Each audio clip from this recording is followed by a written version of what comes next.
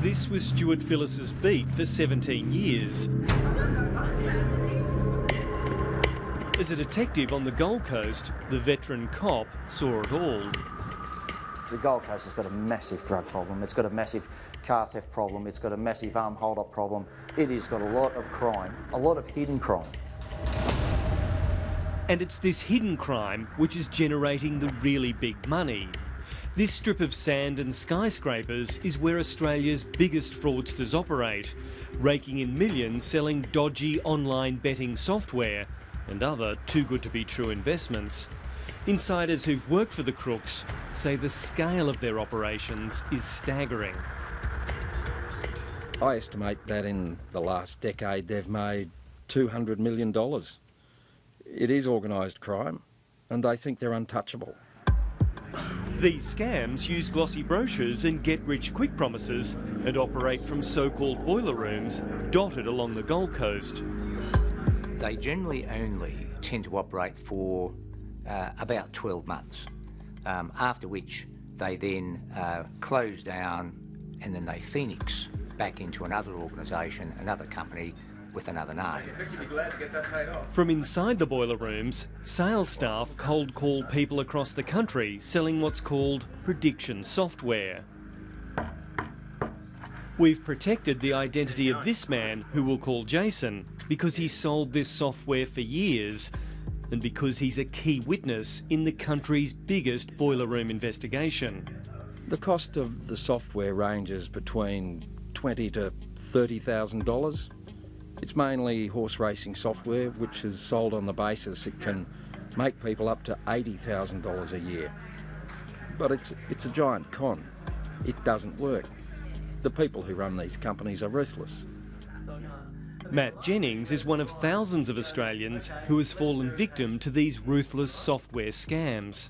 I've lost probably 40,000 out of my bank account, 45 maybe. Some of our group have lost 100, is not uncommon. You'd think that we wouldn't have to get a freedom of information action going just to get information back or feedback about an investigation. They should be doing. Matt Jennings helped assemble a 20-strong group of victims of one boiler room operation. Together, they hired private investigator Ken Gamble to dig into the $5 million scam. He took the case to the Queensland Fraud Squad. For the past 4 years, I've been pushing to have cases investigated that I knew were part of an organised syndicate of people that were professional fraudsters. After months of lobbying to have the case investigated, we ended up with a response saying that this case was not under the control of the fraud squad. Well, if it wasn't under the control of the fraud squad, whose control was it under? They were not interested in it at all. At one stage they said it's gone in for assessment, and I heard nothing back from there. At the centre of the Crime and Corruption Commission investigation into these boiler rooms is this man. Mick Featherstone is a Queensland police detective turned private investigator, and 7:30 has obtained a recording of a conversation involving one of his close boiler room associates, Philip Cropper. In it, he arrogantly dismisses one of the victims, boasting about the fact he was operating in full view of the police. The police know, like you ring up the Queensland Fraud Squad, right? They know where my office is, they know what floor I'm on, they know what office I work at, they know I start at 6 in the morning, finish at 7 at night, they know everything about me. If they had a problem with me, I've been through my office once before, and they left and they said it's the best run office I've ever seen. But authorities are finally moving in, and Philip Cropper has now fled overseas.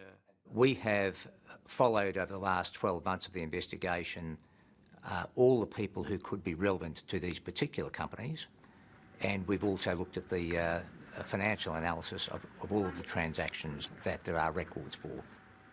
This is the first time Crime and Corruption Commission Acting Chairman Ken Levy has given a television interview.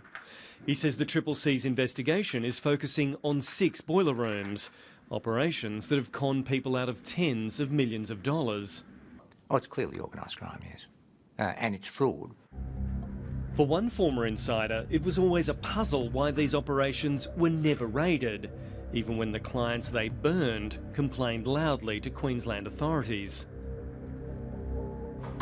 Nobody stepped in to stop the cartels.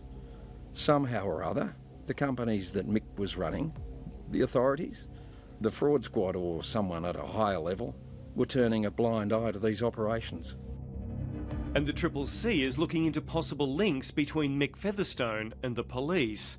Tonight, the Commission's acting head reveals the results so far of that line of inquiry, ruling out serving officers but putting others in the frame. In relation to former police, we haven't come to a concluded view about that, but the investigation isn't completed. So, and because that is operational in nature, I'm precluded legally and for other reasons for making any further comment at this stage. And nor will the acting chairman comment about the fraud squad's apparent reluctance to tackle the boiler rooms head on. A full answer to that would have to be given by the Queensland Police Service. We're not in a position to do that. We asked the Queensland Police Service a detailed series of questions about a range of boiler rooms and why there was no action. To each it gave the same simple response, that matters remained under investigation. In the course of researching this story, 7:30 has identified 4 former Queensland police officers, including a senior fraud squad detective who went to work for Mick Featherstone's private investigations company. A link we understand the Crime and Corruption Commission is following up. For former Gold Coast detective Stuart Phillis, the name Featherstone rings alarm bells. He is an octopus. He's got his tentacles in everything. There's yet another case where Mick Featherstone's name pops up, another matter that went across the fraud squad's desk and which is now in the sights of the Crime and Corruption Commission. Public record was directly corrupted. Government forms, Form 1 transfer documents were, the declarations were false to the tune of millions of dollars. Property developer Rod Lambert lost millions when he bought luxury villas on the Gold Coast beachfront, paying a highly inflated price after documents were illegally doctored. Stuart Phillis was the detective who handled the case. And it was all this boosting of the money to make the houses look dearer than what they were and then reselling them and they would flick the money on. Featherstone popped up again in that. Those accused of the fraud were clients of Mick Featherstone. And Stuart Phillis says the PI had access to information he could only have got from inside the force. And it didn't just happen with the Lambert matter, but on a kidnap and extortion case involving a client of Featherstone.